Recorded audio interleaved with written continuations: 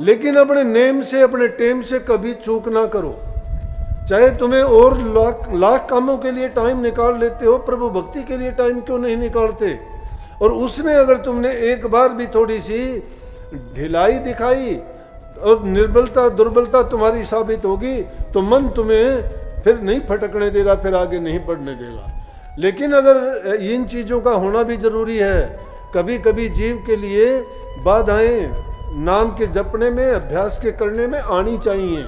जब वो बाधाएं आती हैं तो उसको दुख होता है कि पहले ये होता था अब क्यों नहीं होता। जब उसको ऐसा होता है तो उसकी लगन बहुत ज़्यादा लगती है। कुछ लोग ऐसे होते हैं कि जो बेचारे बैठते हैं सुमरण के लिए, ध्यान के लिए, उनको पता नहीं होता। ध्यान भी करते हैं तो फिर क्या होता है कि उनका मन नहीं लगता। मन नहीं लगता तो वो उठ लेते, कहते हैं कि मन लगता ही नहीं है। लेकिन मन जब हट करता है तो तुम भी मन के साथ हट किया करो। मन तुम्हें कहता है उठ ले या ना बैठ, या उसमें टिकने नहीं देता, और कुछ मन में आने शुरू हो जाते हैं विचार और ख्यालात, जिनको हम गुनाउन कहते हैं। गुनाउन वो हैं जो हमें उस रास्ते पर चलने से रोक के और दूसरी संसारी चीज़ें याद दिलाते हैं। तो उन चीज़ों को दरकिनार करके इस मन को घेर फेर के फिर दोबारा उस सुमन की तरफ लेके आया करो।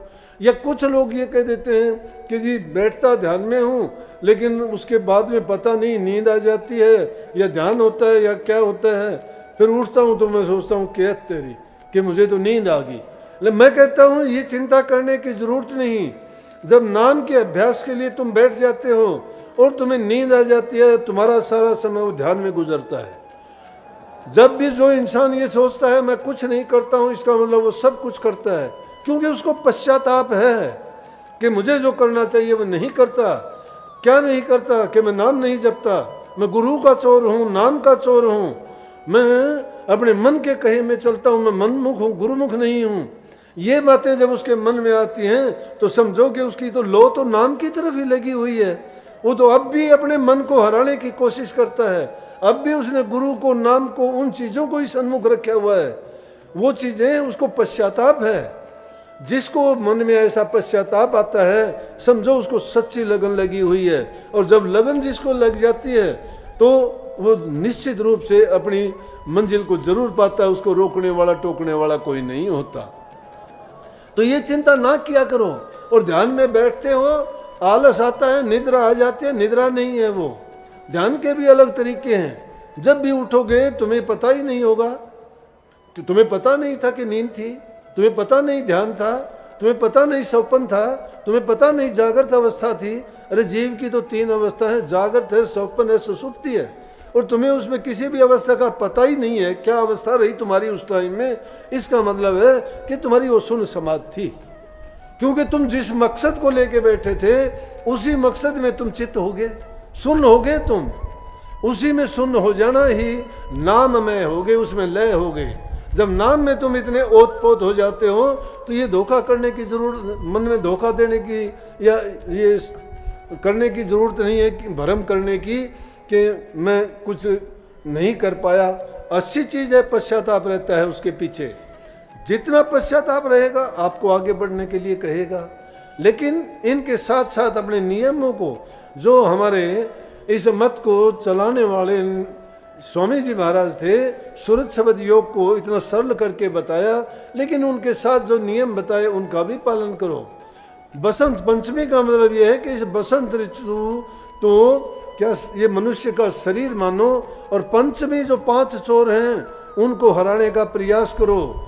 इंसान को वही भटकाते हैं, वो मन के एजेंट बन के काम करते हैं। किसी को काम लूटता है, किसी को क्रोध लूटता है, किसी को लोभ लूटता है, तो किसी को मोह लूट लेता है। और सबसे बड़ा दुश्मन इस जीव के लिए अहंकार है।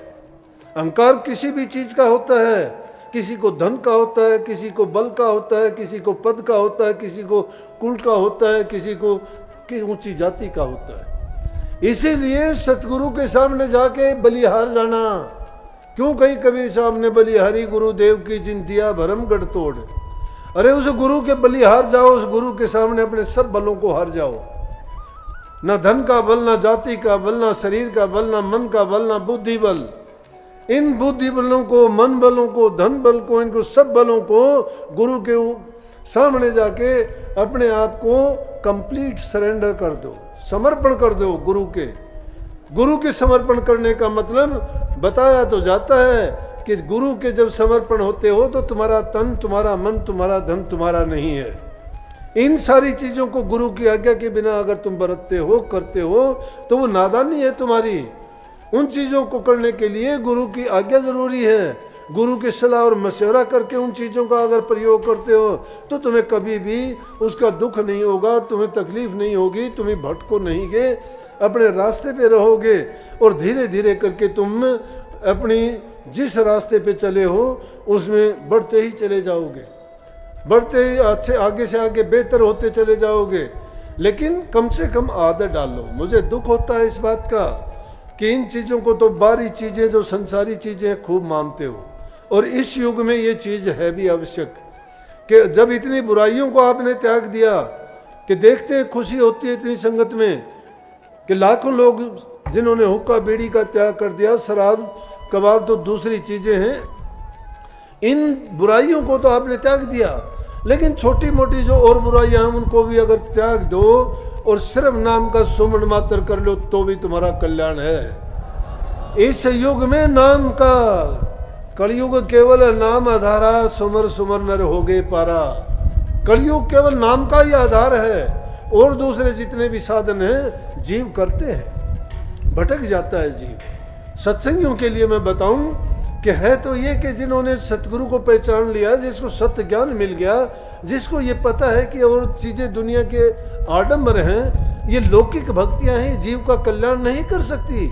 इस लोक में तो उनको मान बढ़ाई सम्मान कुछ मिल जाएगा, लेकिन जीव के बेहतरी का काम नहीं है उनमें। जीव का कल्याण अगर चाहते हो तो उसके लिए तो सूरज शब्द का योग है, अंदर में जाना ही पड़ेगा। अंदर में जो छिपे हुए चोर हैं उनको निकालना पड़ेगा। वो चोर इसमें छिपे हुए हैं, जब तक वो नहीं निकलते हैं तब तक उत्पात करते रहेंगे। वो सिर्फ दबे हैं, मारे नहीं गए हैं। इसलिए जरूरी है कि हर समय नाम का सुमन और गुरु को सन्मुख रख के जो भी सेवक शिष्य काम करता है और हर पल गुरु को याद रखता है तो वो उस काल के बहकावे में नहीं आता। छोटी छोटी बात भी बहका देती हैं। ये चीजें हमें समझाने के लिए बहुत काफी हैं।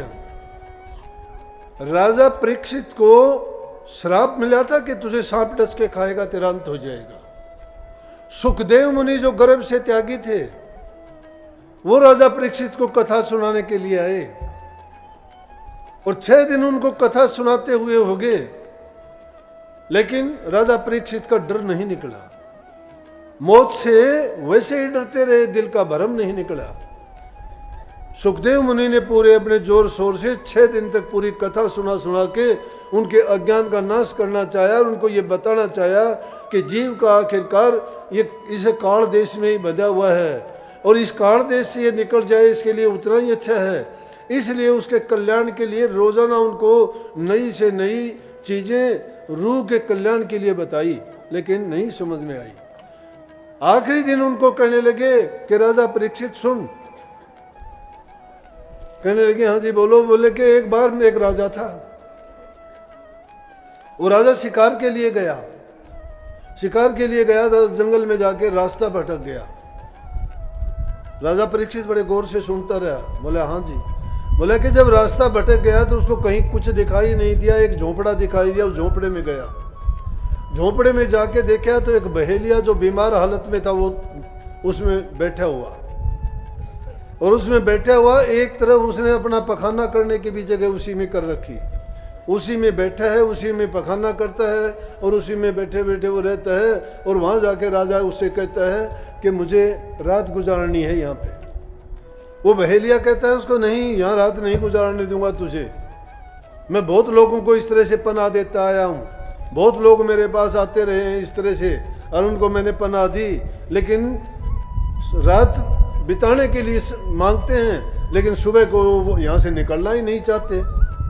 गंदी कोटड़ी है जिसके ऊपर मांस रखा हुआ है, अंदर में टट्टी पखाना उसमें है, बदबू मारती है। बोला कि उससे निकलना नहीं चाहते हैं। बोला कि मैं आपको नहीं रहने दूंगा। वो कहने लगा कि मैं वादा करता हूँ कि सुबह को यहाँ से चला जाऊँगा। बोला सब ऐसे ही करते हैं लेकिन सुबह जाने के लिए तैयार नहीं होते।